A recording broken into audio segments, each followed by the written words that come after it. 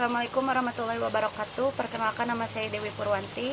Saya dari Pendidikan Jasmani kelas 2C, NPM 1921911083. Di sini saya akan menjelaskan teori dan konsep dasar kurikulum dan pembelajaran. Yang pertama, pengertian kurikulum. Awalnya istilah kurikulum itu digunakan dalam dunia keolahragaan pada zaman Yunani kuno. Kurikulum dalam bahasa Yunani berasal dari dua kata, yaitu kurikulae yang artinya pelari dan kurere artinya ditempuh atau berpacu.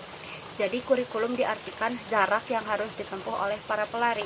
Nah, kalau di dunia pendidikan itu diartikan sejumlah mata pelajaran yang harus ditempuh atau diselesaikan oleh peserta didik untuk memperoleh ijazah. Kurikulum sering diartikan sebagai wadah seperangkat konsep tentang praktik pendidikan. Seperangkat konsep tersebut dibuat sebagai acuan dari pelaksanaan pendidikan. Kurikulum berusaha menerjemahkan tujuan pendidikan sekaligus tujuan dari penggambaran manusia suatu bangsa ke dalam konsep-konsep yang sistematis, dengan harapan agar pendidikan itu bisa dilaksanakan lebih terarah sehingga bisa lebih efektif dan juga lebih efisien. Jadi sedikit atau banyaknya kurikulum itu merupakan gambaran orientasi suatu bangsa. Yang selanjutnya ada 4 dimensi tentang konsep dan teori dasar kurikulum yang menjadi acuan dalam pengertian kurikulum. Yang pertama adalah kurikulum itu sebagai ide. Maksudnya kurikulum adalah suatu gagasan, cita-cita, keinginan, harapan atau tujuan yang difikirkan mengenai apa yang terbaik untuk dicapai dalam suatu kegiatan pendidikan. Yang kedua, kurikulum sebagai suatu rencana tertulis tentang pembelajaran atau dokumen pendidikan. Maksudnya, kurikulum itu mempunyai format tertentu. Di Indonesia kita mengenal format matriks yang digunakan kurikulum 1975, kurikulum 1986, kurikulum 1994, dan seterusnya. Yang ketiga, kurikulum sebagai proses kegiatan belajar mengajar atau PBM.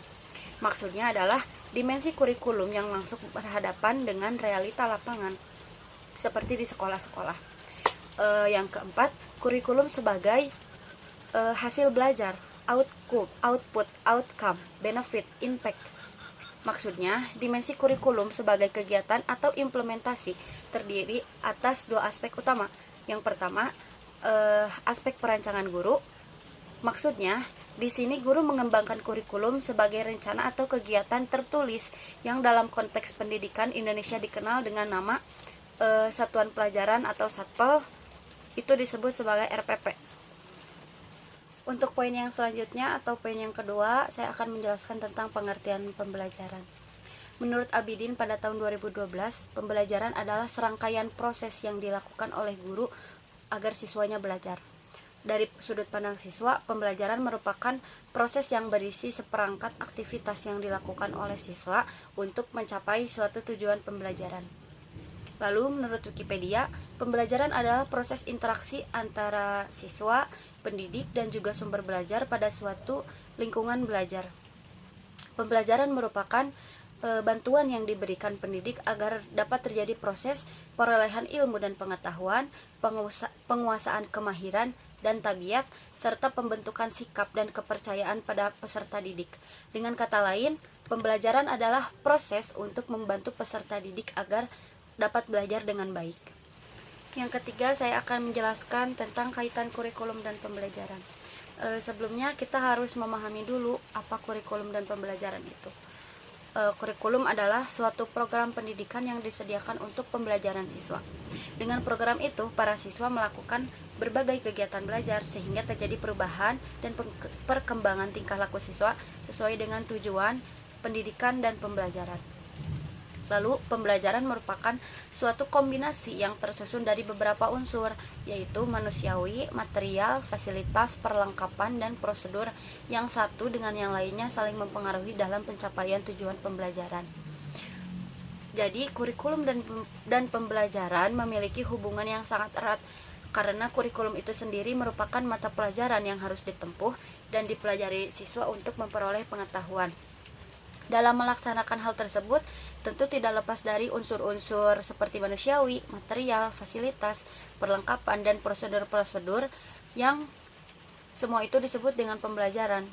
maka kurikulum dan pembelajaran tidak dapat berdiri sendiri karena saling berhubungan erat dan berpengaruh terhadap tujuan pencapaian pembelajaran. Selain itu, Olivia juga menyatakan bahwa kurikulum berkaitan dengan apa yang harus diajarkan, sedangkan pembelajaran mengacu pada bagaimana cara kita mengajarkannya. Lalu yang kelima, perbedaan kurikulum dan pembelajaran. Perbedaan antara kurikulum dan pembelajaran merupakan permasalahan yang cukup banyak diperbincangkan. Namun pada umumnya, para ahli lebih senang menyederhanakan perbedaan definisi kurikulum dan pembelajaran dengan menggunakan istilah apa dan bagaimana. Jadi maksudnya itu, kurikulum lebih menekankan kepada apa yang diajarkan, sementara pembelajaran lebih menekankan pada bagaimana cara kita mengajarkannya. Untuk itu, kurikulum lebih banyak berisikan pembahasan tentang program, perencanaan, isi, dan pengalaman belajar. Sedangkan pembelajaran lebih banyak berisikan tentang pembahasan tentang interaksi pembelajaran termasuk metode, gaya mengajar, strategi, implementasi, dan penampilan mengajar. Begitu. Lalu yang kelima, atau pembahasan yang terakhir, hubungan antara kurikulum dan pembelajaran. Kurikulum dan pembelajaran merupakan dua hal yang tidak bisa dipisahkan meski pada posisi yang berbeda. Saylor berpendapat bahwa kurikulum dan pembelajaran itu bagaikan Romeo dan juga Juliet. Artinya bahwa pembelajaran tanpa kurikulum tidak akan efektif, ataupun sebaliknya, kurikulum tanpa pembelajaran akan hampa atau bahkan tidak akan berguna. Kalau diamati secara seksama antara kurikulum dengan pembelajaran dengan memperhatikan definisi di atas, maka kedua permasalahan tersebut dapat dikatakan kurikulum dengan pembelajaran sangat erat hubungannya, ibarat pepatah setali mata uang, yakni saling berinteraksi satu dengan yang lainnya. Mungkin hanya itu yang bisa saya sampaikan. Mohon maaf bila ada kesalahan. Wabillahi taufik wal hidayah. Wassalamualaikum warahmatullahi wabarakatuh.